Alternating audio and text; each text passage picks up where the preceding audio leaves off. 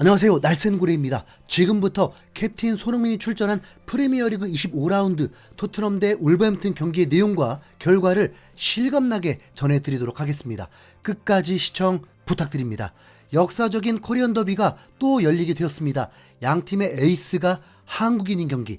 전반기 11월에 이미 이 빅매치가 치러졌지만 손흥민, 황희찬 둘 다 두 자릿수 득점에 올라 있으면서 후반기인데도 득점 랭킹 4위, 7위라는 놀라운 기록으로 한국이 맞대결이 되어 있는데, 이 경기가 토트넘 호스퍼 스타디움 6만 5천여 명의 열광적인 응원으로 스케일이 커졌다 보니 더 빅매치처럼 느껴지기도 했습니다. 리그는 토트넘이 4위, 울버햄튼이 11위에 위치해 있고, 토트넘이 리그 1위와 승점 차이가 벌어진 원인 중 하나가 바로 전반기 울버햄튼에게 패배를 해버렸기 때문입니다. 울버햄튼은 토트넘에게 생각보다 강했습니다. 2023년은 두 번 붙어서 모두 패배했고 2022년에도 1승 1패였습니다. 거기다 울버햄튼은 1월에 첼시와의 원정 경기에서도 4골을 퍼부으면서 대승을 했고, 맨시티전에서 황희찬의 대활약으로 승리했던 사건은 아직도 잊혀지지도 않습니다. 그만큼 울버햄튼은 강팀 킬러라고 해도 과언이 아닙니다. 양팀은 2024년에 실점이 꽤 많은 상황입니다. 토트넘은 3경기 6실점, 울버햄튼은 8실점을 한 상황입니다. 토트넘은 리그에서 유일한 전경기 득점팀이긴 하지만 울버햄튼과 레벨이 비슷한 브렌트포드, 에버튼, 브라이튼에게 모두 실점을 하기도 했습니다. 24경기에서 무실점은 5경기 뿐이고 현재도 7경기 연속 실점인 상황입니다. 이 경기는 손흥민의 2024년 첫 선발 경기인 것도 주목이 되고 있습니다. 직전 경기에서 팬들이 그리워했던 마음을 한마음으로 표출하면서 손흥민에게 엄청난 감동을 줘버렸는데, 그 힘으로 이번 경기 대활약을 기대케 했습니다. 토트넘은 이미 양쪽 주전 윙백이 출전하지 못한다는 소식이 전해지면서 경기 1시간 전 라인업이 발표되었을 때 예상대로 골키퍼 비카리오, 풋백에 에메르송, 로메로, 반더벤, 벤 데이비스, 미드필더 비수마, 메디슨, 사르, 공격수의 클루셉스키, 히샬리송, 그리고 손흥민이 선발 출전했습니다.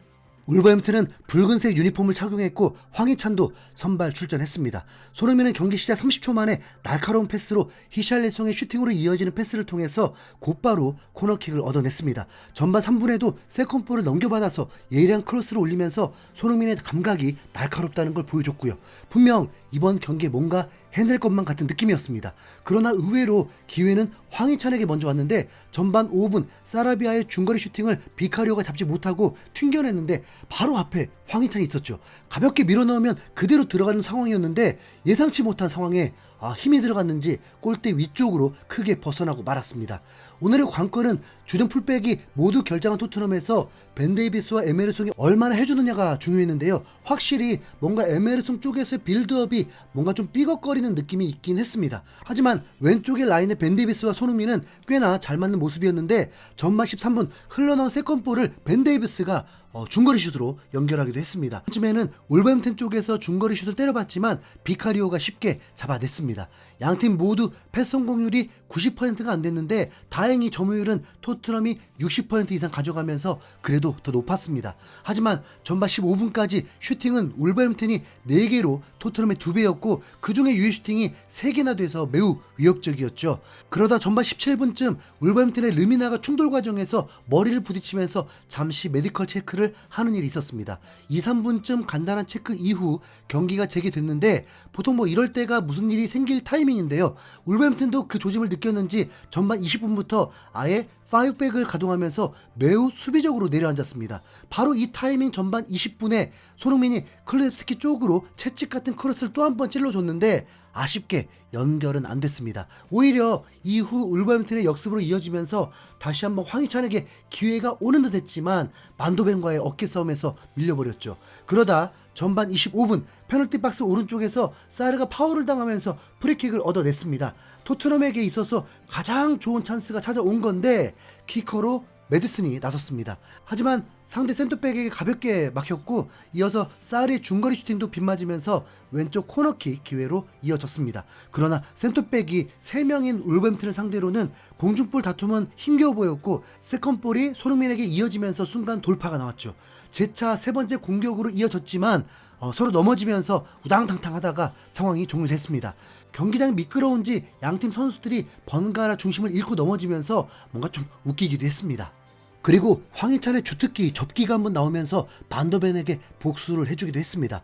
양팀의 공방이 있긴 한데 예리함이 떨어지면서 이대로 0대0으로 마무리되겠구나 찰나에 사고가 터집니다. 전반 41분 울버햄튼 코너킥 상황에서 미드필더 고메즈가 아주 자유롭게 어떤 방해도 없이 완벽한 헤딩슛으로 선제골을 터뜨린 겁니다. 가만히 두면 골라인을 나가는 크로스를 바보같은 히샬리송이 건드리면서 코너킥을 줬기 때문에 현지 팬들은 히샬리송을 원흉으로 지적하면서 교체하라는 여론까지 있었습니다. 또 클루셉스키에 대한 비판도 꽤 많았죠. 히샬리송에게 공이 가면 공격이 다 죽는다. 클루셉스키의 플레이는 예측이 너무 쉽다. 모두가 그의 패턴을 다 알고 있어. 손흥민 컨디션이 좋아 보이는데 손흥민을 중앙으로 옮기고 베르너와 존슨을 투입하자. 수원 스트라이커의 히샬리송을 베르너로 바꿔주세요. 엔지 감독님. 클루셉스키의 중앙 돌파는 더 이상 먹히지 않는다. 존슨의 빠른 스피드가 더 도움이 될 듯 등등. 손흥민을 제외한 남은 2명의 공격수를 향해서 불만족스럽다는 반응이었습니다. 토트넘은 동점골을 만들지 못하고 전반을 마치게 되었습니다. 울버햄튼의 수비벽을 뚫으려면 분명 조치가 필요해 보였습니다. 후반전 시작과 동시에 토트넘의 추격골이 바로 터졌습니다. 욕을 먹던 클루셉스키가 한 건 했는데 혼전 상황에 세컨볼을 클루셉스키가 획득하면서 박스 안에서 단독 돌파 후 낮은 슈팅으로 조세사 골키퍼의 가랑이를 뚫어버린 겁니다. 토트넘은 올 시즌 무실점 경기가 한 경기뿐이라서 거의 매 경기 실점을 하고 있는데 동시에 또 37경기 연속 득점 기록으로 이 부문에서 프리미어리그 역대 2위입니다. 경기가 더욱 흥미진진해질 수밖에 없죠. 하지만 아무래도 우도기와 포로 대신에 벤 데이비스와 에메르송이 투입됐다 보니까 두 선수 모두 공격시 높이 올라오긴 하지만 퀄리티 자체가 많이 좀 떨어졌습니다. 손흥민과 클루셉스키는 양쪽으로 넓게 벌려서 풀백들에게 공간을 마련해줬지만 그 기회들을 잘 살리지 못하면서 좋았던 분위기가 가라앉았죠. 서로 찬스가 아예 없던 건 아니지만 1대1 소강 상태가 계속 이어지고 있었습니다. 그러다 후반 62분 울버햄튼의 역습으로 토트넘이 재차 1격을 당했습니다. 페드로 네투가 울버햄튼 페널티 박스에서부터 토트넘의 박스까지 미친 질주를 했고 에메르송을 따돌리고 컷백을 내줬는데 선제골의 주인공 고메즈가 또 골을 넣었습니다. 확실히 변화가 필요한 순간이었는데 특히 손흥민을 중앙으로 옮기길 바랬습니다. 손흥민이 뭔가 보조 역할에만 머무르면서 애초에 슈팅 찬스가 아예 없었기 때문인데요. 토트넘 팬들도 욕설을 섞어가면서 제발 손흥민을 중앙에 넣으라고 요구했습니다. 후반 70분 벤탄쿠르, 존슨, 베르너를 투입하면서 드디어 뭔가 변화를 주려고 했습니다. 그러나 앞서고 있는 울버햄튼이 아예 수비만 하다 보니까 후반 85분까지 별다른 기회조차 없었습니다. 결국 에메르송과 메디슨까지 교체하면서 그제서야 손흥민을 최전방 공격수로 바꿔줬는데요. 너무 늦었습니다. 변화를 만들어내기엔 너무 늦은 선택이었는지 토트넘은 반전을 만들어내지 못했습니다. 유독 울버햄튼만 만나면 작아지는 토트넘인데 지난 시즌부터 울버햄튼 상대로 3연패를 당하고 있죠. 아스톤빌라가 풀럼을 2대1로 제압하면서 이제 토트넘은 다시 5위로 밀려버렸습니다. 손흥민에게 매우 슬픈 날일 수밖에 없네요. 이상 날 새는 고래였습니다.